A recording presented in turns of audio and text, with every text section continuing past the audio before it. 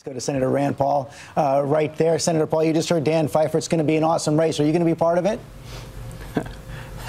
I guess that wasn't quite an endorsement from the White House, but we're still working on them.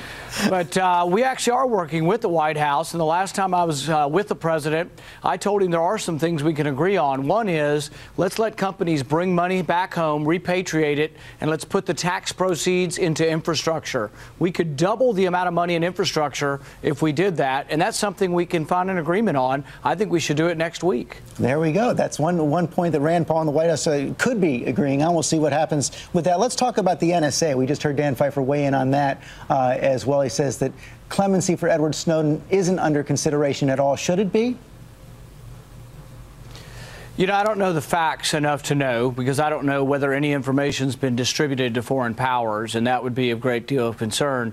I do know that I'm also concerned, though, that the National Defense Director lied to Congress, and I haven't heard of anybody talking about repercussions for him. I think he's seriously damaged our standing in the world.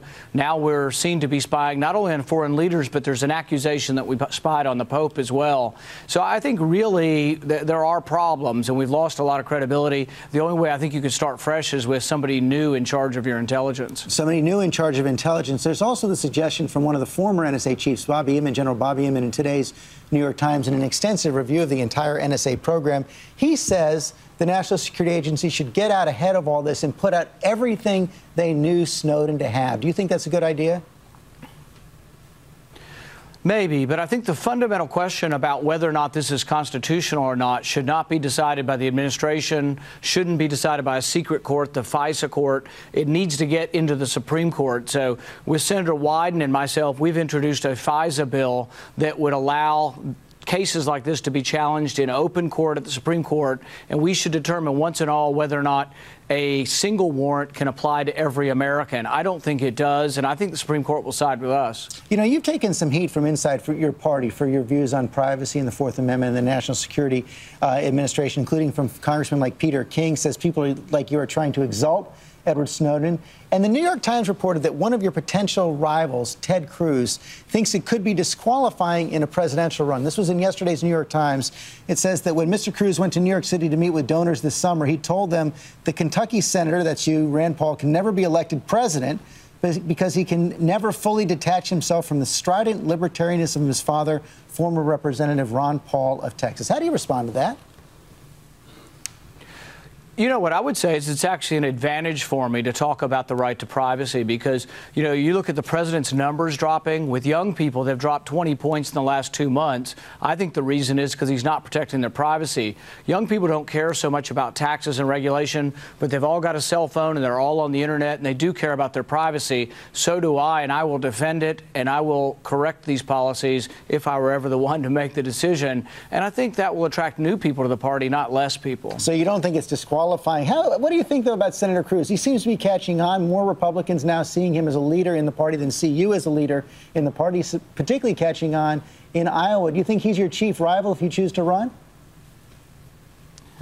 I think we're a long way away from that. I haven't even convinced my wife yet whether I should do this. So we're a ways away from making a decision. So, but no, Ted and I are friends, and he's a limited government conservative. We don't always agree on everything, but we agree on a lot of things. So I won't be coming on television to try to disparage him, whether we're ever rivals or not. You heard Dan Pfeiffer there say that he is confident that the website problems are going to be fixed by the end of November. And one of the success stories, it appears, so far is in your own state, the Kentucky website seems to be doing pretty well. 26,000 Kentuckians have signed up for the exchange. What do you make of that fact that so many Kentuckians are signing up? And does that tell you that this program can be a success? Well, nearly 90% of them are signing up for Medicaid, free health insurance from the government. My concern is not that we shouldn't help people. I do want to help these people to get insurance, but there is going to be a cost. And in my state, we have a lot of rural hospitals that teeter in the balance.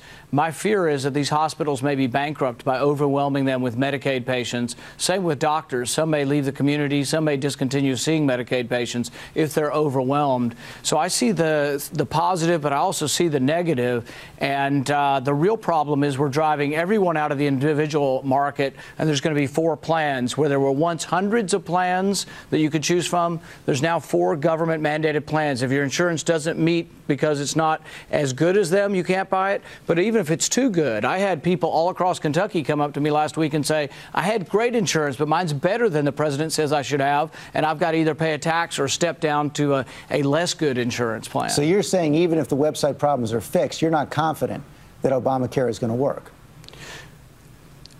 You know, I think government is inherently inept because they don't work on a profit motive. Government has to do certain things. There's a certain safety net. There's national defense. There are roads. There's a judiciary. There's Congress. And I'm plus minus on whether we should fund Congress.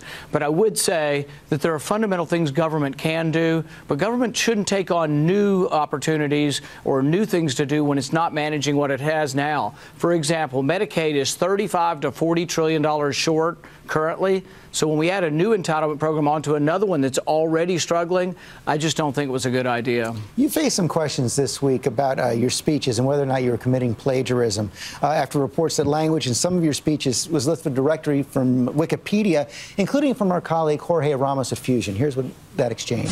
They accuse you of stealing 4 lines from Wikipedia for your speech at Liberty University. So is this true? We borrowed the plot lines from Gattaca. It's a movie, and I gave credit to the people who wrote the movie. There are technicalities to this, but nothing I said was not given attribution to where it came from. I know you dismissed that as making a mountain out of a mole, but since then, Politico reported that there were more instances where you used words that first appeared in other places. And I know you dismissed those questions, but do you concede at least that this is pretty sloppy? And don't you have to tighten up your speech-making operation if you indeed do want to have a presidential run?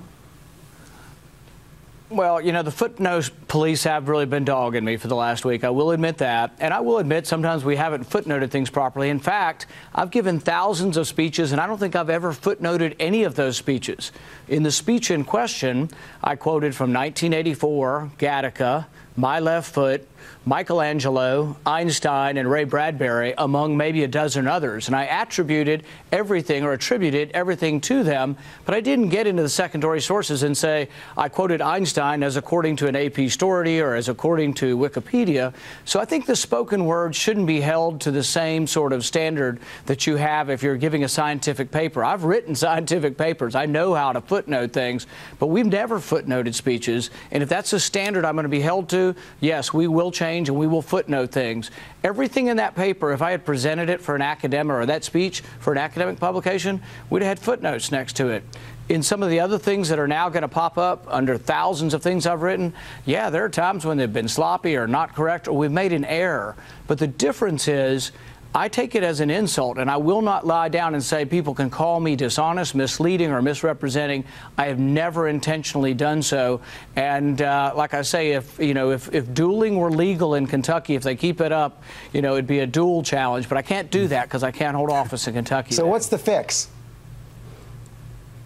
Well, we're going to have to footnote things, like I say. But here's the problem, George. 98% of my speeches are extemporaneous. I spoke for 13 hours on the floor, extemporaneous. And so it is a little bit hard to footnote things accurately. And I'll give you an example. I love the quote from Niall Ferguson, referring to the president saying, oh, the deficit's declining. And Niall Ferguson says, yeah, from super enormous to really, really gigantic. And I love the quote. But is that enough, or do I have to say, as I heard or read on AP story about Niall Ferguson, or as I heard when he was on with George Stephanopoulos? I mean, there is a sort of a certain degree when we're going to say, is that nitpicking? So is referring to the person enough, or do I have to refer to the original source where I got the quote from the person? In an academic paper, even if you paraphrase something, don't even use the same words. Anything's paraphrased has to be sourced. So when I wrote scientific papers, I sometimes had statements with 8 footnotes for 1 sentence. Is that what you want me to do for my speeches? If it's required, I'll do it, but I think I'm being unfairly targeted by a bunch of hacks and haters, and I'm just not going to put up with people casting aspersions on my character. Okay, that's an extensive answer. Thank you very much, Senator Paul.